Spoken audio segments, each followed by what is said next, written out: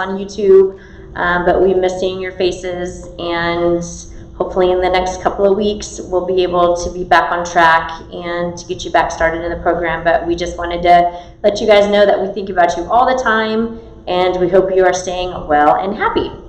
So today I am going to talk about how nutrition can reduce aches and pains. First and foremost, good nutrition helps with inflammation in so many areas. There's been lots of proven facts that doctors are learning one of the best ways to reduce inflammation is actually not by going into the medicine cabinet, but by actually going into the refrigerator. So I'm going to start off by discussing what does an anti-inflammatory diet do. It's in regards to kind of your immune system becomes activated when your body recognizes anything that is considered foreign. So it could be microbes, plant pollen, or any chemicals that are determined in the body. So the triggers of inflammation can sometimes come from just everyday, things that happen. You're in and out every day. And those are threatened and called invaders. That is when it can be your worst enemy, actually. So I'm going to kind of discuss some of the foods that you should avoid and some of the foods that you should absolutely include in your diet to help with inflammation. Some of the foods to avoid definitely are your refined carbohydrates. So are your white bread, your pastries, your sugar, your snacks, your crackers, all of those types of, considered junk food. French fries. Definitely French fries or any other fried food. We all like to have the calamari and all of the things that we like to fry, and we need to try to eliminate those because that's definitely something that won't help with anything that you have inflammation in your body. Soda and sugars and all sweetened beverages, juices, even Gatorades, obviously soda, diet soda, any of those types of juices and soda drinks are going to definitely not help with inflammation and actually could cause it to be much worse. Red meat, so burgers, steaks, we try to eliminate those, and if you need to or you do enjoy having those types of meats, then maybe just to limit it to 1 or 2 times per month. Processed meats, which are your hot dogs and your sausages, those definitely too have been shown that it definitely doesn't help with having inflammation and can obviously make it worse as well. Your margarine, your shortening, your lard, those types of unhealthy fats that we cook with, that is definitely one thing that you might want to consider using alternatives to cook with, which is your oils. And also, in regards to the unhealthy food choices, those can also contribute to weight gain, and which in itself is a risk factor for inflammation. So those are some things to definitely keep in mind. So foods that you should try to include is your tomato, which is a vegetable, your olive oil, which I just mentioned to cook with, green leafy vegetables, so your cruciferous vegetables, which are your broccoli, your lettuce, those types of foods. Your nuts, your almonds, your walnuts, pistachios, those can definitely help with eliminating inflammation. Fatty fish, so your salmon, your mackerel, your tuna, and your sardines. Also your fruits, your strawberries, all of your berries, your blueberries, your cherries, your oranges, which also give you vitamin C that can help with the inflammation as well. So one diet that has been pretty popular in regards to fighting inflammation is the Mediterranean diet. It's actually a diet that focuses on vegetables. So research shows that Mediterranean diets have been amazing in regards to reducing pain and inflammation.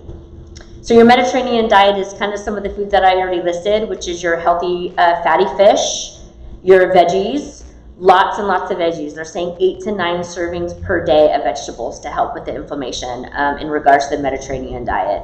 Your healthy fats, which are your oils and your avocado, and your lean proteins. Those are definitely something that will help. It can also control insulin and cholesterol levels, which will also reduce the inflammation in your body. So which is the root of the pain that we feel is the inflammation. Inflammation is the body's immune system's response to toxins. as it works to cleanse, and it also tries to protect itself. So that's the reason why if we put those natural foods, especially the vegetables, into our diet, it acts as, a medicine. So it helps fight that inflammation that you're feeling in your joints. So the 3 diet basics that you need is to eat the rainbow, which is your 8 to 9 servings of vegetables per day, which is a recap of what I just mentioned. Your cruciferous vegetables, which are the best, which are your green leafy vegetables. Restrict your dairy and your grains. So you want to opt for the more of the whole grain type of grains if you're going to eat any of them, which is your wheat, your brown rice, your quinoa, those types of grains.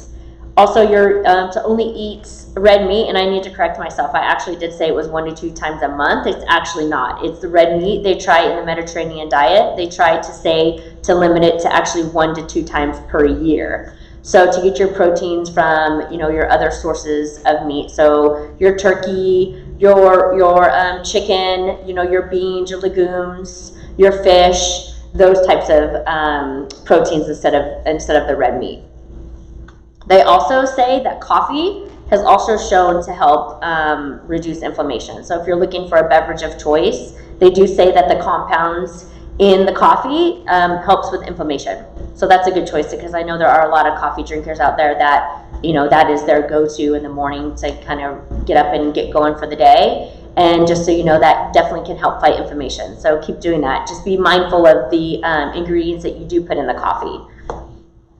So the good news is that foods that are anti-inflammatory tend to be the same foods that keep you healthy in other ways too. So it kind of goes hand in hand, which is good. So it makes it to where eating to fight inflammation, it doesn't have to be so complicated and restrictive, because you're hopefully already doing that to keep on your wellness path for good health overall, not just to fight inflammation. So just kind of do a recap. I kind of just discussed foods to avoid, which are your refined sugars, your carbs, your fried foods, sodas, sweetened juices. So go for the non-sweetened teas, the coffee, obviously water, definitely water. Always, with anything that we talk about, we're always going to include water in your diet. That's the best way to ever fight inflammation, is to flush out all of those toxins in the body. Reduce the red meat, so the burgers and the steaks and the hot dogs and the sausage. And reduce the margarine and shortening and the lard, obviously, and replace them for healthier oils to cook with.